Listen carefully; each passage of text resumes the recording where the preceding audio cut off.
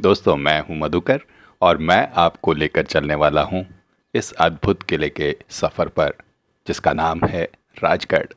जी हां दोस्तों, गढ़ों का राजा, राजा का गढ़ कहा जाने वाला ये राजगढ़ महाराष्ट्र की सह्याद्री घाटियों में स्थित है। पुणे से करीब 48 किलोमीटर की दूरी पर स्थित ये किला छत्रपति शिवाजी महाराज के साम्राज्य की राजधानी रहा करीब 2 दशकों तक।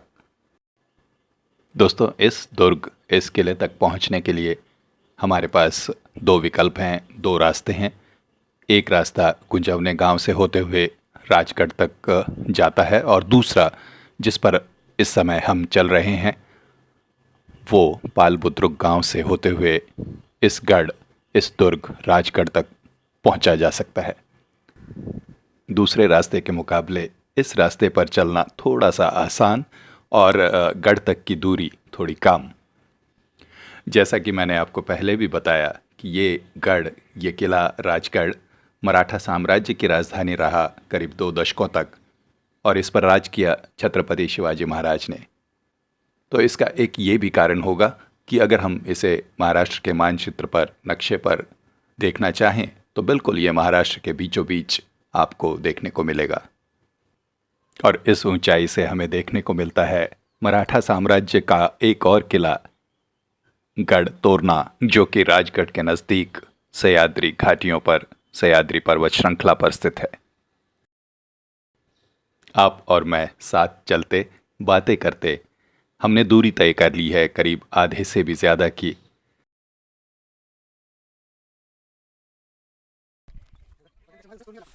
और दोस्तों, इस ऊंचाई से हमें देखने को मिलती है वो जगह जहां से हमने अपने सफ़र की शुरुआत की थी, यानी हमने चलना शुरू किया था। जी हाँ, ये वो जगह।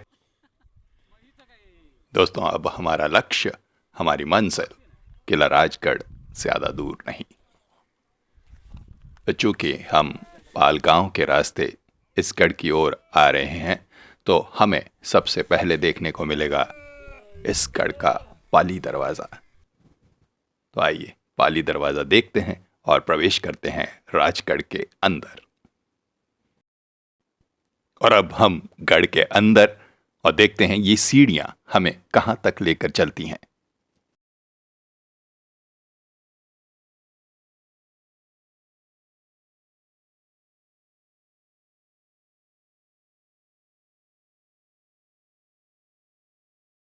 और यहाँ मैं आपको ये बता दूं कि इस गढ़ पे एक छोटा किला भी है जिसे बाले किला कहा जाता है मराठी में। और ये वो जगह है जहाँ पर शिवाजी महाराज अपने परिवार के साथ इस किले पर रहा करते थे।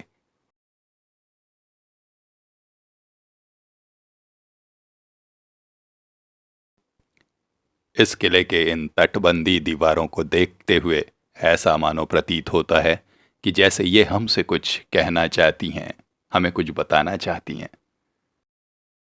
आदिल शाही, निज़ाम शाही, मुगल और फिर मराठा साम्राज्य, जाने कितने कहानियां, किस्सों की गवाह रही होंगी ये दीवारें।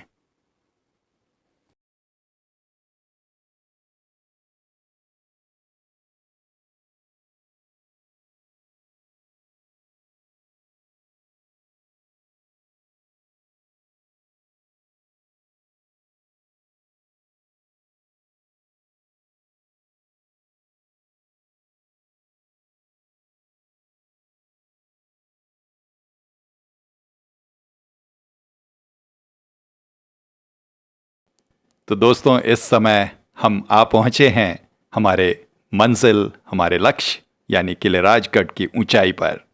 और हमें कुल 2.58 किलोमीटर का सफ़र तय करना पड़ा इस ऊंचाई तक पहुंचने के लिए। इस किले पर स्थित कई प्राचीन मंदिरों में से एक ये रामेश्वर मंदिर।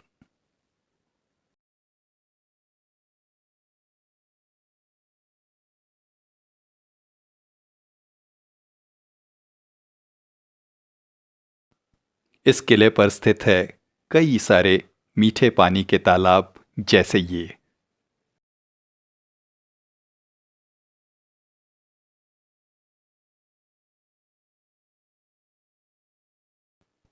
और ये है पद्मावती मंदिर, जिसके अंदर देवी की प्रतिमा के साथ साथ दुर्ग प्रेमियों द्वारा भेंट की गई कई सारी तस्वीरें, जैसे राजमाता जीजामाता, छत्रपति शिवाजी महाराज, छत्रपति संभाजी महाराज,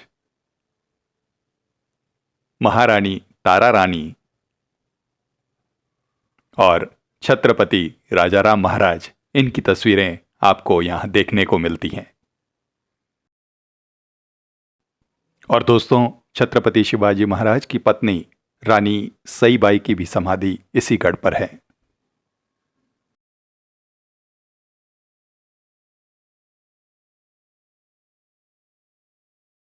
इन अवशेषों को देखते हुए दोस्तों, अब मैं आपको लेकर चलता हूं उस छोटे किले पर जिसका जिक्र मैंने आते वक्त आपसे किया था। इसे मराठी में बाले किला कहा जाता है, और ये वो किला जो इस राजगढ़ के ऊपर स्थित है और बहुत ही दुर्गम ऐसी जगह पर जहां पर दुश्मन का आना नामुमकिन।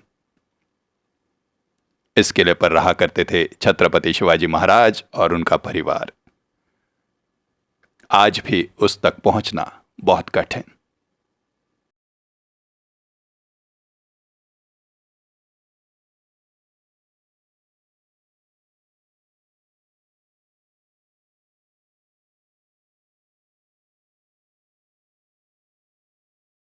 और दोस्तों, ये वो जगह जहां पर उन दिनों राजमहल हुआ करता था।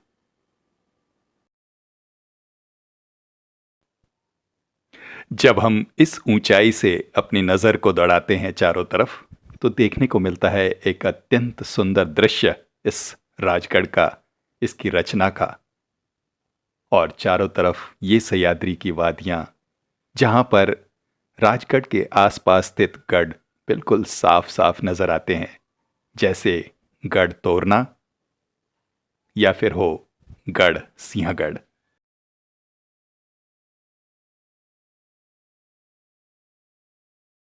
जी हाँ दोस्तों, ये वही सिंहगढ़ जिसे वीर सेनापति तानाजी मालुसरे ने शिवाजी महाराज के लिए अपनी जान की कुर्बानी देते हुए मुगलों से वापस मराठा साम्राज्य में शामिल किया था।